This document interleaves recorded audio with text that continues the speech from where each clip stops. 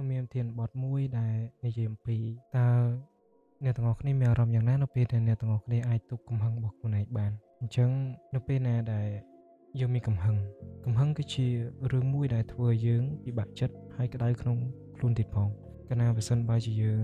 ខឹងយើងប្រកាសណាចិត្តរបស់យើងមិនដែរអត់ស្រួលទេឃើញអីបោកនឹងអានេះខ្ញុំនិយាយមែនណាខ្ញុំមិនមែន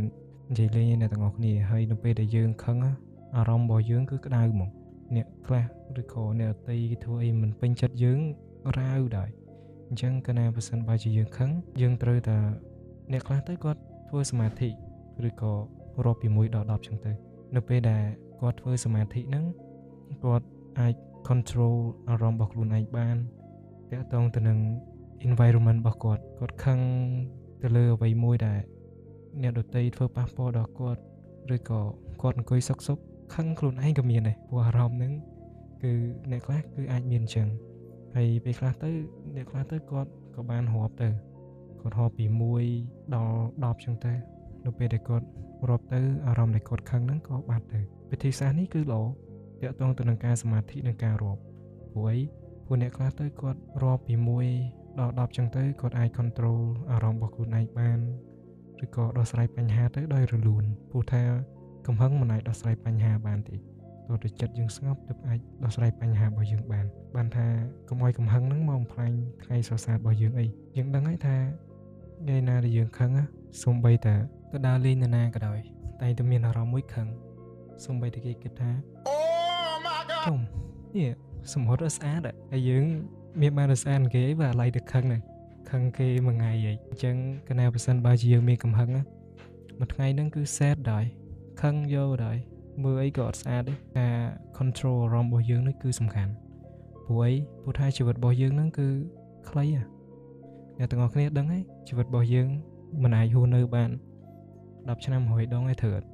អញ្ចឹងកាលណាបើយើងវល់តែខឹងហ្នឹងវាធ្វើយើងខាត់ពេលវេលាឬក៏ខាត់ថ្ងៃរីករាយរបស់យើងព្រោះថាពី1ម៉ោងទៅ1ថ្ងៃទៅ10ថ្ងៃទៅ1ឆ្នាំ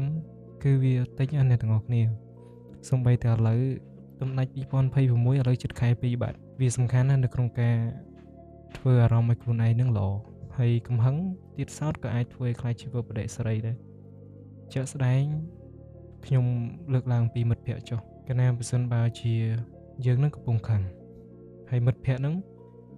គេមិនមែនថាគេមកញោះទេគេក៏មកសួរពីព័ត៌មានអីផ្សេងចឹងទៅប៉ុន្តែអ្នកទាំងអស់គ្នាឆ្លើយទៅវិញទាំងកំហឹងថាប្រើទៅប៉ះពាល់អារម្មណ៍ដល់មិត្តភ័ក្តិយើងដែរអញ្ចឹងក៏ relationship នេះមួយឬក៏មិត្តភាពហ្នឹងក៏វាមិនអាចទៅមុខបានដែរ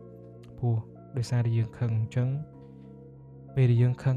វាដុតយើងអញ្ចឹងវាដុតយើងឡើងក្តៅហ្មងធ្វើអីក៏អត់បានដែរធ្វើអីបានអាឡ័យទៅខឹងហ្នឹងហើយមិនអាចទប់អារម្មណ៍ខ្លួនឯងបានទៀតចោលបដ ாய் ខ្ញុំលើកទឹកចិត្តអ្នកទាំងអស់គ្នាឲ្យហ៊ានទប់អារម្មណ៍ខ្លួនឯងហ៊ានទប់អារម្មណ៍ខ្លួនឯងដូចជានៅពេលដែលយើងខឹងយើងដឹងយើងមានការភ្ញាក់រលឹកខ្លួនឯងយើងទៅសមាធិយើងទៅអង្គុយបិទភ្នែក5នាទីស្រូបខ្យល់ចេញចូលតាមអារម្មណ៍ខ្យល់របស់យើងហ្នឹងទៅក៏យើងអាចធ្វើអារម្មណ៍របស់យើងធូរដែរហើយមួយទៀតវិធីសាស្ត្រដែលមិនបាច់អង្គុយគឺរាប់នឹងឯងអ្នកទាំងអស់គ្នានៅពេលដែលយើងខឹងយើងរាប់ទៅរាប់ពី1ដល់10ចឹងទៅក៏អារម្មណ៍ខឹងក៏បាត់ដែរអញ្ចឹងសរុបមកវិញខ្ញុំលើកទឹកចិត្តអ្នកទាំងអស់គ្នាកុំខឹងអីព្រោះខឹងវាធ្វើឲ្យមានបញ្ហាច្រើនណាស់វីដេអូបើឈានដល់ចប់ដែរហើយសូមអរគុណអ្នកទាំងអស់គ្នាដែលបានស្ដាប់មកដល់ទីបញ្ចប់ហើយចុងក្រោយ